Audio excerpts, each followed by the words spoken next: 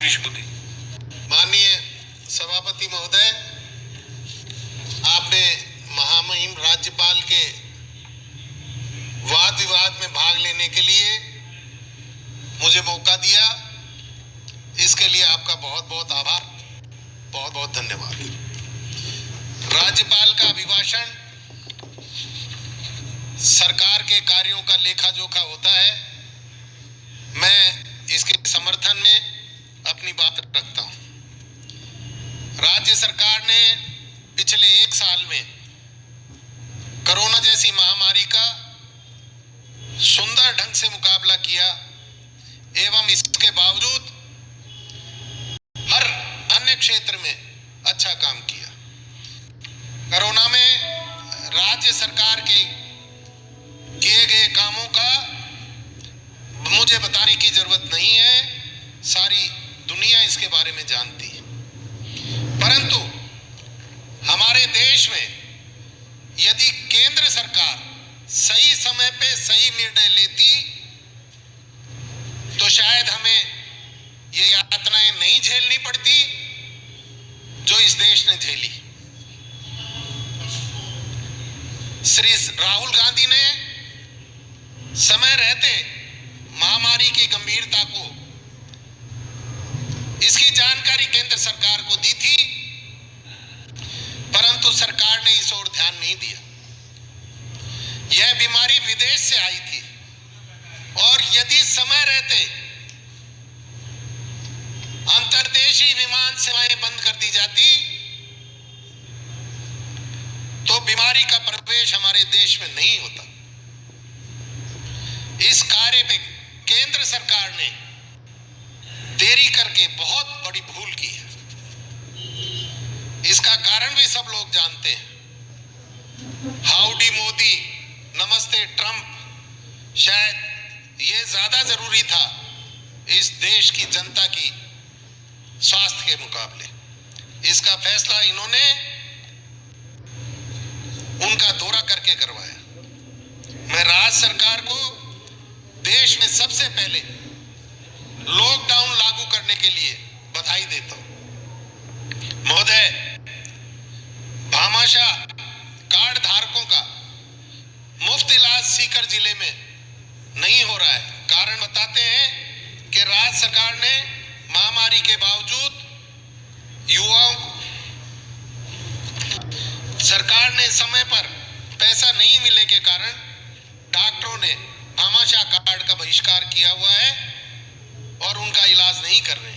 मेरा सरकार से निवेदन है कि इस पर ध्यान दिया जाए और सीकर जिले के भामाशाह कार्ड धारकों को मुफ्त इलाज का लाभ मिल सके, इसकी व्यवस्था की जाए।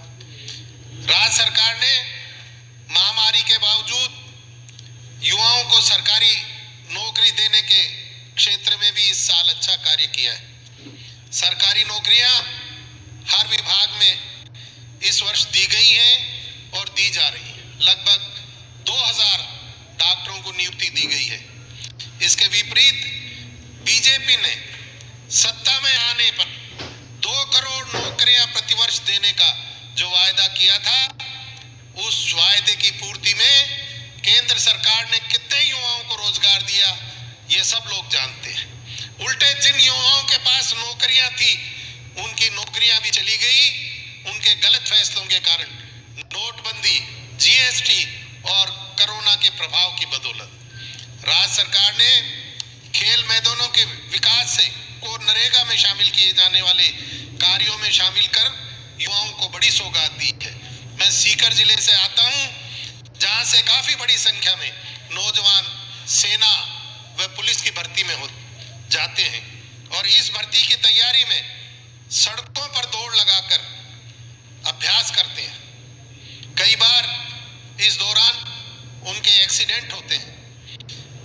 अब उन्हें अपनी पंचायत पर विकसित खेल मैदान मिल जाएंगे, जहां ट्रैक की सुविधा होगी, कसरत करने की सुविधा होगी, खेल खेलने की सुविधा होगी। मेरा सरकार से निवेदन है कि सभी जिला परिषदों को स्पष्ट निर्देश नहीं है कि वे खेल मैदान की 4 दीवारी और अन्य विकास के कार्यों को स्वीकृत करें। अतः उन्हें खेल मैदान के विकास हेतु चार दीवारी, ट्रैक निर्माण, कसरत से संबंधित सुविधा जुटाने एवं विभिन्न खेलों के कोर्ट एवं जिम आदि के कार्यों की स्वीकृति पंचायतों को देने का निर्देश दे। मैं सरकार से मनरेगा योजना को शहरी क्षेत्र में भी लागू करने की निवेदन करना चाहता हूं।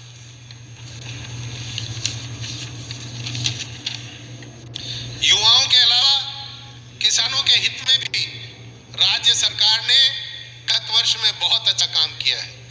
कर्ज माफी, कृषि कार्यों के लिए दिन में बिजली दिया जाना, नए नलकूपों की खुदाई पर लगा प्रतिबंध हटाना,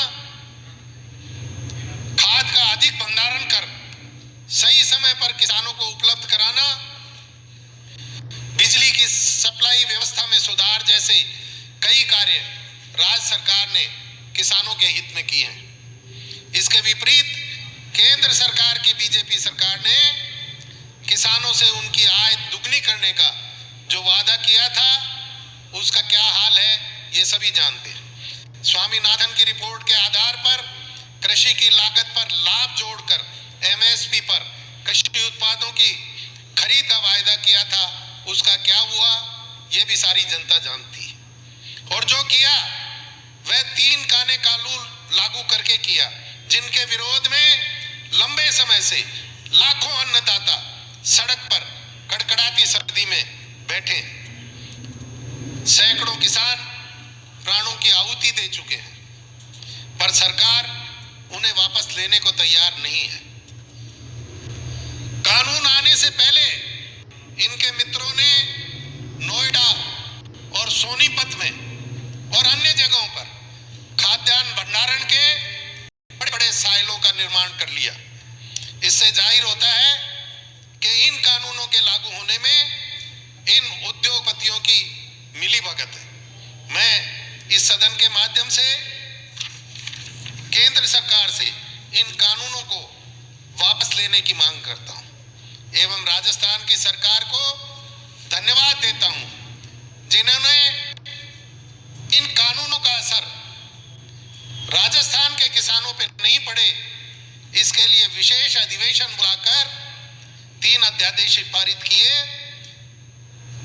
परंतु दुर्भाग्य की बात है कि अभी राज्यपाल महोदय ने इन पर हस्ताक्षर नहीं किए। मैं राज्य सरकार से छोटे किसानों को मुफ्त बिजली दिए जाने का निवेदन करता हूं ताकि उनकी तकलीफों को कुछ कम किया जा सके।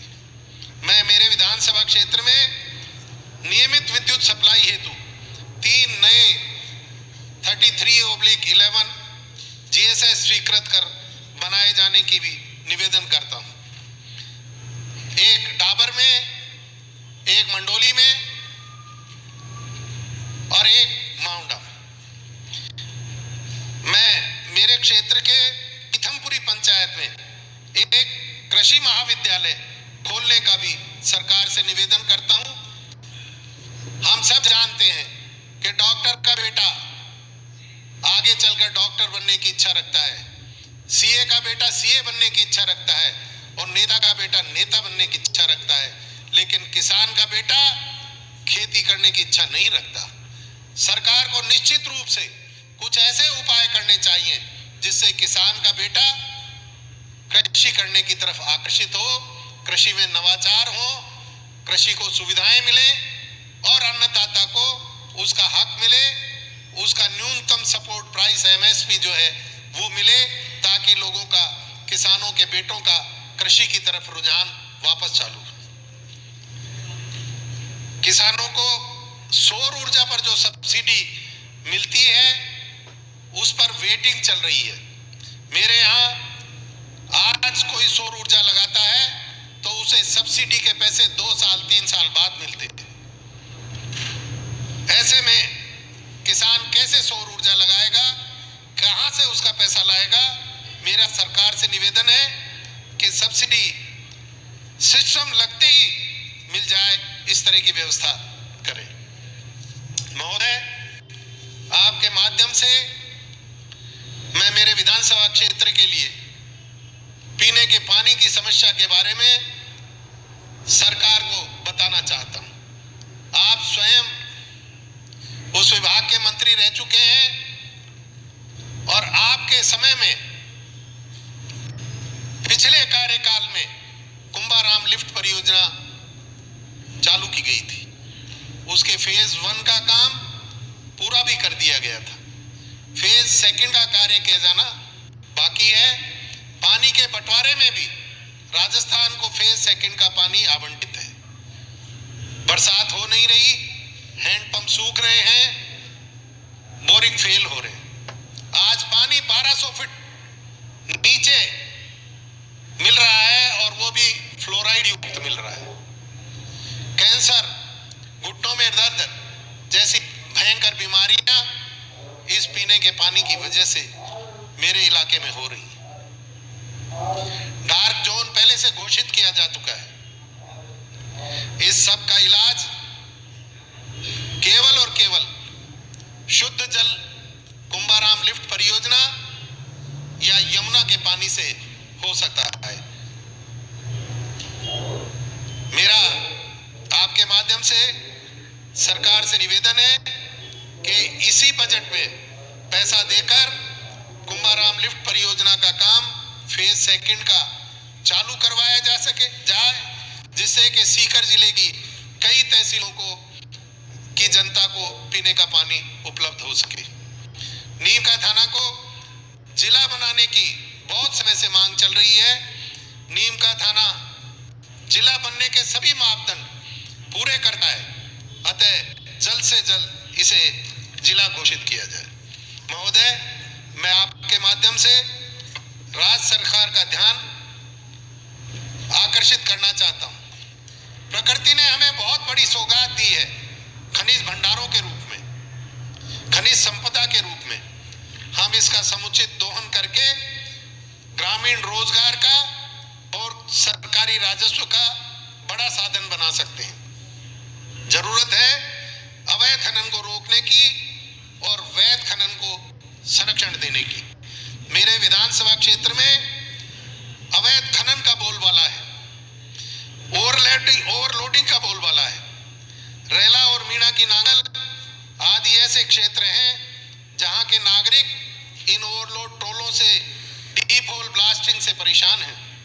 आए दिन धरना प्रदर्शन करते हैं, प्रशासन को ज्ञापन देते हैं। सड़कें बनते ही ओवरलोड ट्रकों से टूट जाती हैं, दिन रात एक्सीडेंट होते हैं। मैंने खनिज मंत्री जी से व परिवहन मंत्री जी से निवेदन किया, उन्होंने अधिकारियों को निर्देश भी दिए, परंतु कार्रवाई कुछ भी नहीं हुई। विस्फोटक सामग्री ऐसे पड़ी रहती है जैसे आलू प्याज की बोरियां पड़ी रहती हैं। प्रशासन एवं विभागों को शिकायतों का असर नहीं होता। रॉयल्टी के ठेके देकर सरकार अवैध खनन को वैध का जामा पहना देती है। सरकार की खनिज विजिलेंस शाखा भी ठेका क्षेत्रों में कार्रवाई नहीं करती है। मेरा आपके माध्यम से निवेदन है कि अवैध खनन और परिवहन पर रोक लगाने के लिए सरकार प्रभावी कार्रवाई करे।